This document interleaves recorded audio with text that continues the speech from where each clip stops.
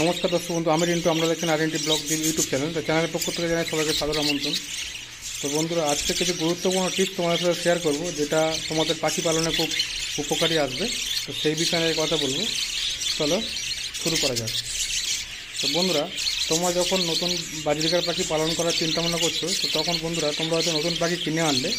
তো সেই কেনার সময় তোমাদের মেন জিনিস দেখে কিনতে হবে, সেটা হচ্ছে তোমরা কোনোদিনই অ্যাডাল্ট পাখি কেনার চেষ্টা করবে না।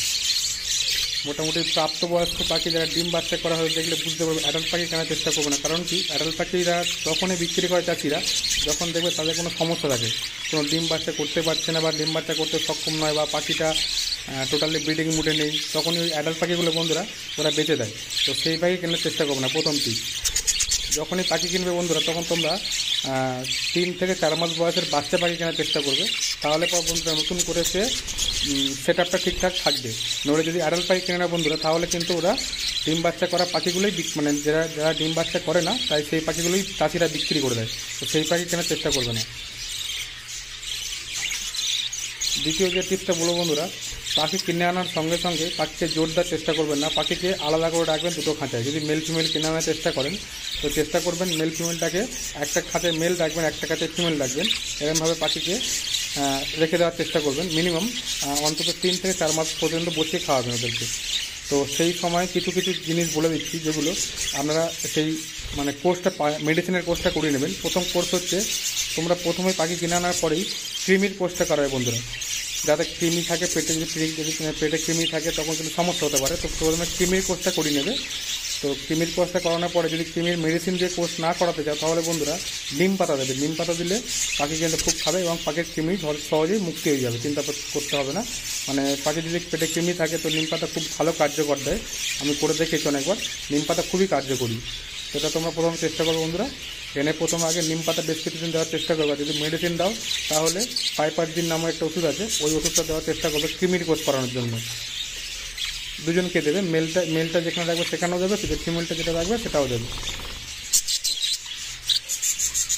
দ্বিতীয় টিপস বন্ধুরা, ঠিক 7 থেকে 8 মাস যখন পাখির বয়স হবে, তখন বন্ধুরা তোমরা এর থেকে একটা ওর থেকে একটা মানে এক জোড়া মেল, একটা মেল খাঁচা থেকে একটা মেলের বাচ্চা নেবে, একটা ফিমেল খাঁচা একটা ফিমেলের বাচ্চা নেবে, নিয়ে এক জোড়া করে সেট আপ করবে। যদি তোমরা সেপারেট করো খুব ভালো, আর যদি তোমরা কলোনি করো, তো প্রথমেই নিয়ে এসে নতুন পাখিকে কলোনিতে ছাড়বে না, তাহলে পরে মারামারি করবে, করে পাখিকে মেরে ফেলবে।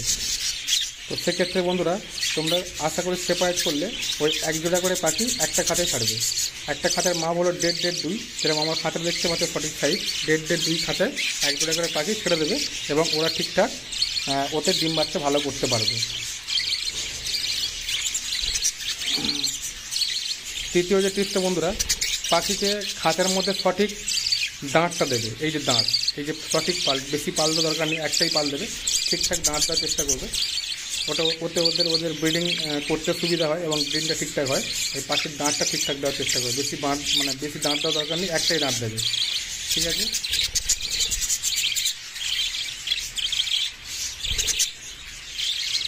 4 নম্বর যে টিপসটা বলো বন্ধুরা, তারপরে বন্ধুরা পাখিকে দীর্ঘদিন শুধু সিড মিক্স দিলে হবে না, ওদেরকে সপ্তাহে অন্তত 2 থেকে 3 বার সব ফুড দেওয়ার চেষ্টা করবে। যেমন ছোলা, গম, ডিম ভাত, এইসব দেওয়ার চেষ্টা করবে। তাহলে পরে ওদের ইমিউনিটি পাওয়ারটা ঠিক থাকবে এবং ওরা ডিম বাচ্চা করতে সক্ষম হবে।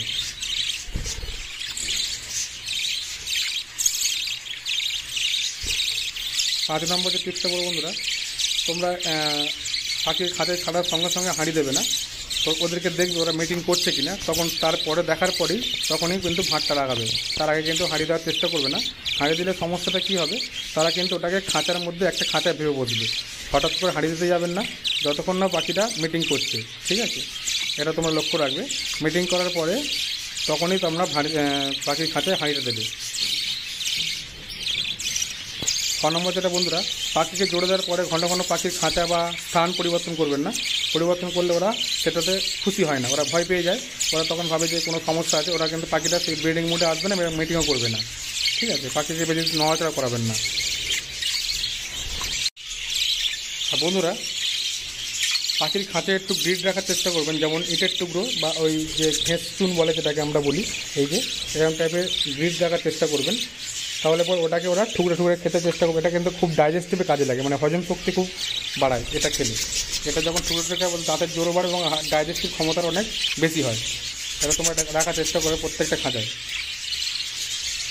তো বন্ধুরা আমি পরামর্শ দেবো, তোমরা যদি নতুন শুরু করো পাখি ব্যবসা থেকে, তাহলে বন্ধুরা তোমরা সেপারেট করার চেষ্টা করবে। কারণ কি কলোনিতে তোমরা বুঝতে পারবে না কিছু, প্রথম কিন্তু পাখি শুরু করতে গেলে তোমরা কিন্তু সেপারেটে করার চেষ্টা করবে।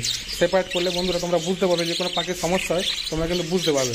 আর কলোনিতে করলে বন্ধুরা যদি কোনো পাখির সমস্যা তোমরা বুঝতেও পারবে না, পাখিটা দেখবে অজান্তেই তোমার পাখিটা অসুস্থ হয়ে পড়বে, বুঝতে পারবে না। তো তোমরা প্রথমে যখন পাখি থেকে আরম্ভ করতে যাচ্ছ, তো পাখি আরম্ভ করার প্রথমেই বলবো তোমরা সেপারেট করো, কলোনি করতে যেও না। 6 নম্বর যে টিপসটা বলবো বন্ধুরা, তোমরা পাখিকে যে প্রতিদিন জল দিচ্ছ, ওই জলটা কিন্তু শুদ্ধ জল দিও, মানে পরিষ্কার জল, সকালবেলা টাটকা জল দেওয়ার চেষ্টা করবে। আর প্রত্যেক দিন জলটা বদলানোর চেষ্টা করবে। যে জলটা দিচ্ছ প্রত্যেকদিন সকালবেলা জলটা পাল্টে দেওয়ার চেষ্টা করবে। আর 7 নম্বর যে টিপসটা বলবো বন্ধুরা, তোমরা অন্তত সপ্তাহে 15 দিন ছাড়া ছাড়া খাঁচাটাকে পরিষ্কার করার চেষ্টা করবে। তাহলে পরে বন্ধুরা ওদের যে মানে খাঁচা যদি পরিষ্কার না থাকে, ওদের অনেক রকম সমস্যা হতে পারে, মানে পাখি হয়তো লোম কাটতে পারে, নানান রকম সমস্যা হবে। খাঁচা কিন্তু পরিষ্কার রাখতে হবে। খাঁচায় যে নোংরাগুলো ওরা পটি করে, ওদের কিন্তু পটি থেকে একটা পোকা জন্মায়, সেই পোকাটা যেন ওদের গায়ে লেগে না যায়, সেটা চেষ্টা করবে বন্ধুরা। ওটা যেন খাঁচা সবসময় পরিষ্কার রাখার চেষ্টা করবে। খাঁচা পরিষ্কার রাখলে তোমার পাখির বাচ্চাও ভালো হবে এবং পাখিও সুস্থ সবল থাকবে। ঠিক আছে? তো বন্ধুরা এই ছিল আজকের ভিডিও। যদি ভালো লাগে বন্ধুরা চ্যানেলটিকে লাইক কমেন্ট করে দিও, আর চ্যানেলটি সাবস্ক্রাইব করে রাখবে নতুন নতুন ভিডিও পেতে গেলে।